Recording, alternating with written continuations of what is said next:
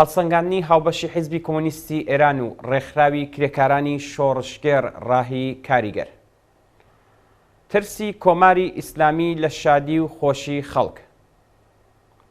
یەکەم، ڕژیمی ئیسلامی لەگەڵ خۆشی و زەردەخەنەی سەرلێوی خەڵک ناتەبایە و خەمۆکی و نائومێدی و بێهیوایی خۆراکی کۆماری ئیسلامیە. حکوومەتی ئیسلامی بە ئەنقەست و وەک چەکێکی دەرونی نەک هەر بە دروستکردنی ژینگەیەکی مەترسیدار بەردەوام ترسود لە ڕاوکێ و گۆشەگیری پەرەپێدەدات، بەڵکو هەر چەشنە خۆشی و شادیەک بە هەڕەشە بۆ سەر دەسەڵاتی ڕەش و کۆنەپەرستانەی خۆی دەزانێت. ڕێو ڕسمەکانی هاوسەرگیری بە بیانووی ئەوەی تیاندا حیجابی ئیسلامی ڕەچاو ناکرێت و مەودای نێوان ژن و پیاو لە بەرچاو ناگیرێت تێک دەدات. ڕێگری دەکات لە بەڕێوەچوونی کۆنسێرتی موسیقا، ئەو لاوانەی کە لە بۆنە جۆراوجۆرەکاندا لە دەوری یەک کۆ دەبنەوە و سەما دەکەن و کاتێکی خۆش لەگەڵ یەکتر بەسەر دەبن ئەزیەت و ئازار دەدات و بێڕێزیان پێدەکات. لە ڕاستیدا ئەگەر دنیا بە مەیلی ڕژیمی ئیسلامی ئێران بووایە، دەبوو ئەم کۆمەڵگایە بە درێژایی ساڵ ڕەشپۆش بێت و هەر ڕۆژە و بە بیانوویەک ماتەمین بگێڕێت. بەڵام زۆربەی هەرە زۆری خەڵکی ئەم کۆمەڵگایە تەسلیمی نظامی ئیسلامی نەبوون. سەرڕای هەڕەشە و تند و تیژی و تەنانەت ئەزیەت و ئازار و گرتن لەم پەیوەندیەدا خەڵک لە سەرانسەری ئێران دژایەتیەکانی ڕژیم پشتگوێ دەخەن. موسیقا، هونەر، گۆرانی، سەما و خۆشی لە حەشارگاکان هاتوونەتە دەرەوە.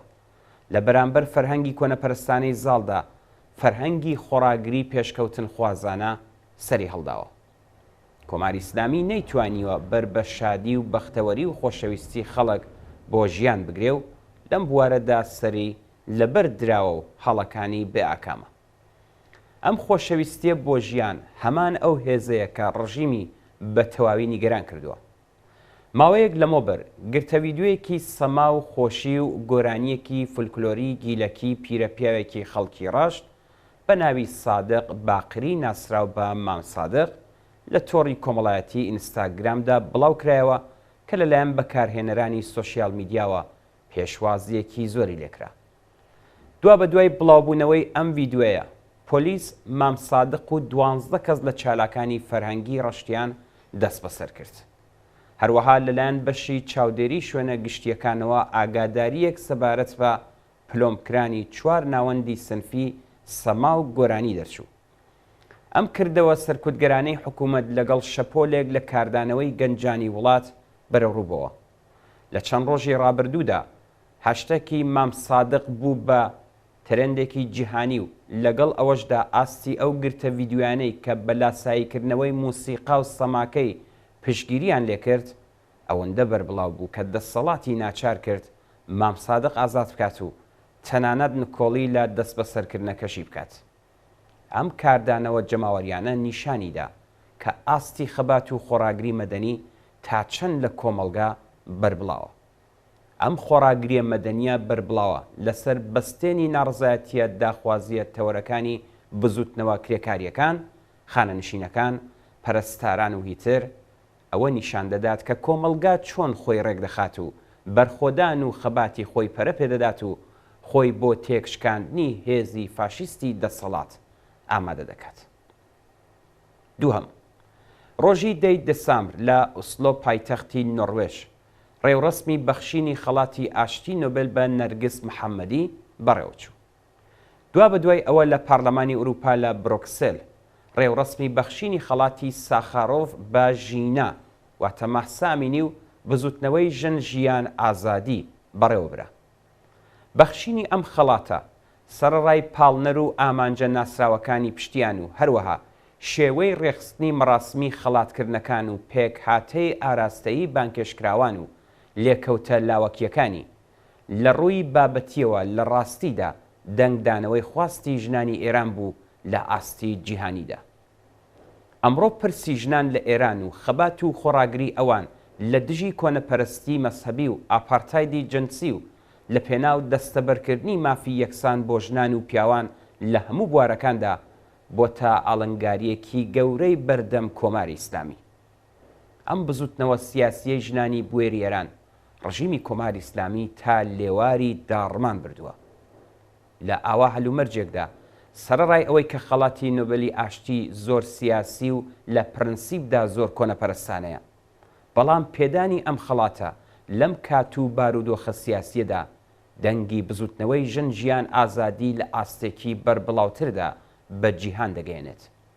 جگە لەم دوو بابەتە ڕادەستکردنی سکاڵای 3 کەس لە قوربانیانی ئەعدامەکانی دەهەی 60 لە دژی ئیبراهیم ڕەیسی بە داواکاری گشتی سوئیس بووە هۆی ئەوەی کە ئیبراهیم ڕەیسی لە دوایین ساتەکاندا گەشتەکەی بۆ ژنێف بە مەبەستی بەشداریکردن لە کۆبوونەوەی ڕۆژی جیهانی پەنابەرانی ڕێکخراوی نەتەوەی گرتووەکان هەڵبۆشێنێتەوە و لە بری ئەو ئەمیر عەبدوڵڵاهیان وەزیری دەرەوە سەرۆکایەتی شاندەکەی کۆماری ئیسلامی لەم کۆبوونەوەیدا لە ئەستۆ بگرێت. ئەم بابەتە هێزی بزوتنەوەی دادخوازی لە ئێرانی هەرچی زیاتر نیشاندا. سێهەم، لەم هەفتەیەدا پرۆژە یاسای بودجەی دەوڵەتی ڕەیسی لەلایەن نێونەرانی شۆڕای ئیسلامیەوە ڕەتکرایەوە. ئەو هۆکارانەی کە لەلایەن نێرانی پرۆژە یاسای بودجەوە خراوەتە ڕوو نیشانەی ترسی نێونەرانی ڕژیمە لە ئەگەری ناڕزایەتی بەربڵاوی خەڵک. سەرەکیترین مەحوەری دژایەتیکردنی ئەو نێونەرانی کە دەنگی نەخێریان بەم پرۆژە یاسایەداوە بریتیە لە گرنگی نەدانی دەوڵەت با یەکسانکردنی مافی خانەنشینان و خۆ دەرباسکردن لە دابینکردنی بودجەی 1 ملیارد دلاری بۆ ئەم مەبەستە، بڕیاری زیادکردنی 50% وەرگرتنی باج لە خەڵک، بە تایبەتی زیادکردنی باجی خزمەتگوزاری و کەلوپەل بە ڕێژەی 55%، تەرخان نەکردنی بودجە بۆ پڕکردنەوەی کەمی مامۆستای 22,000 کلاسی بێمعەلیم و کورتهێنانی بودجە بە بڕی 300,000 ملیارد تمەن. خاڵی سەرنجڕاکێش ئەوەیە کە کورتهێنانی بودجەی ساڵی داهاتوو 6 ملیارد دلارە لە وڵاتێکدا کە تەنیا یەک بابەت گەندەڵی گروپی چایی دێپش بڕی 3 ملیارد و 700 میلیۆن دلارە. لێرەوە دەردەکەوێت کە لەگەڵ حکوومەتێکی گەندەڵ و ناکارامە بەرەوڕووین کە بەڕێخستنی دزی و تاڵانکردنی سامانی گشتی پرۆژە یاسای بودجەیەکی ئامادە کردووە کە بە تەواوی پێشبەستووە بە مژینی شیرەی گیانی خەڵکێکی کە لە هەموو بوارێکەوە بڕستیان لێبراوە. ئەم بودجەیە لە ڕاددەبەدەرە داخراوە و دەوڵەت نایەوێت پوڵ خەرج بکات. لە ئێران سیستمی باج وەرگرتن بوونی نییە. ئەوەی کە بودجە بە شێوەیەکی سەرەکی لە ڕێگەی باجەوە قەرارە دابین بکرێت، ئەوە دەردەخات کە دەوڵەت نەک هەر هیچ پلانێکی بۆ سفرەی بەتاڵی خەڵک نییە، بەڵکو گوشاری ئابوووریە چەق بەستووەکەشیان دەخەنە سەرشانی زۆر بەی هەرە زۆری خەڵکی هەژار و دەستکورتی کۆمەڵگا. بە تایبەتی ئەو ئابووریەی کە ماوەی 4 دەیە لە قۆناغی هەڵاوساندایە. لە ئابوووریەکەیدا کە بەرەوڕووی هەڵاوسان بووتەوە، چین و توێژەکانی خوارەوەی کۆمەلگا بەردەوام دەچەوسێنەوە. ئەم دۆخە کە لە نەچینایەتیەکان قوڵتر دەکاتەوە و زەمینە بۆ بەرەوڕووبوونەوەی بەرینی نێوان خەڵک و دەسەڵات خۆش دەکات.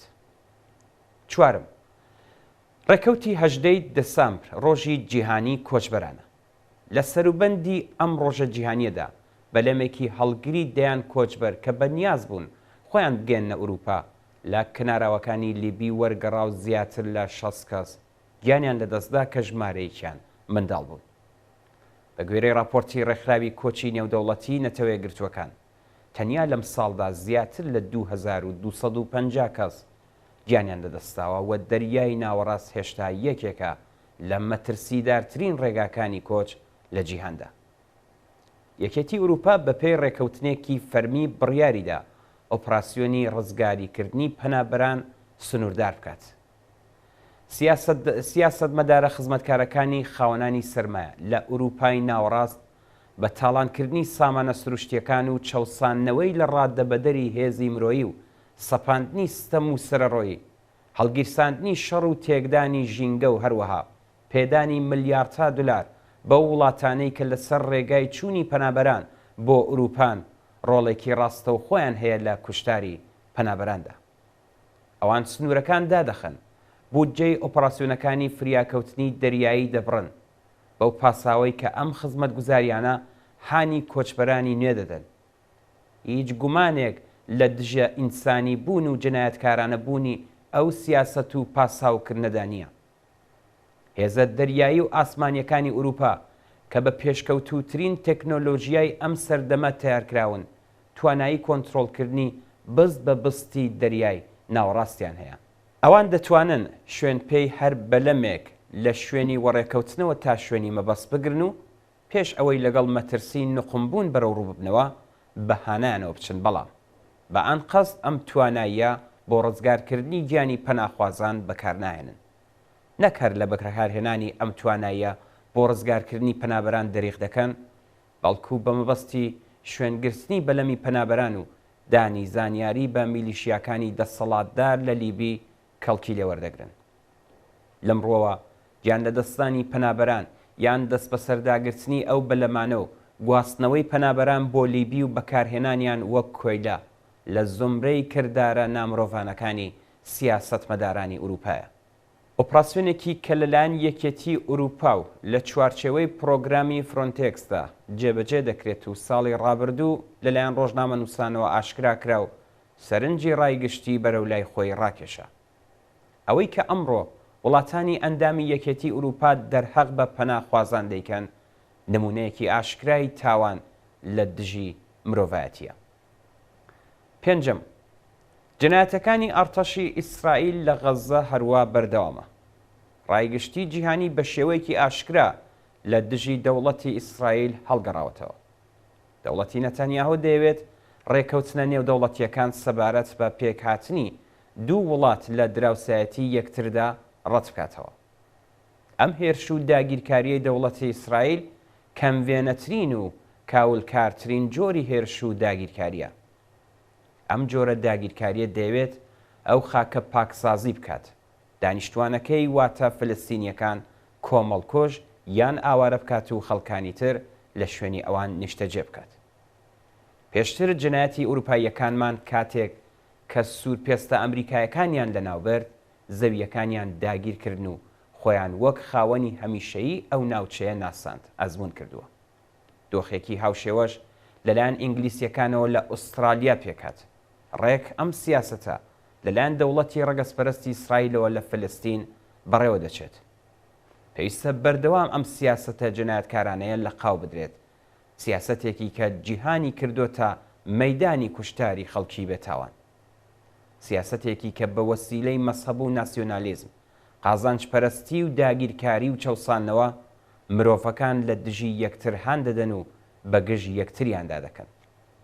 هاوکات پێویستە جەخت لەسەرەوە بکرێتەوە کە تەنیا ڕێگای تێکشکاندنی ئەم سیاسەتە جنایەتکارانەیە بریتیە لە ڕێخستنێکی کۆمەڵانی خەڵکی فلستین و ئیسرائیل و هاندانی بیرڕایگشتی جیهان و ملنەدان بە شەڕ و ململانەیەکی چەکداری کە تێیدا هێزی باڵادەست دەوڵەتی ئیسرائیل و جەبهەخانە دۆزەخەکانیەتی. بەڕووخێ ڕژیمی کۆماری ئیسلامی سەرکەوتوو بێ شۆڕشی کۆمەڵانی خەڵکی ئێران بەژی ئازادی و دموکراسی و سۆسیالیزم. ڕێکخراوی کرێکارانی شۆڕژیە ڕاهی کاریگەر حیزبی کۆمۆنیستی ئێران ڕۆژی دووشەممە 27 سەرماوەز 1402 هەتاوی بەرابەر لەگەڵ 18 دەسامبری 2023 زین.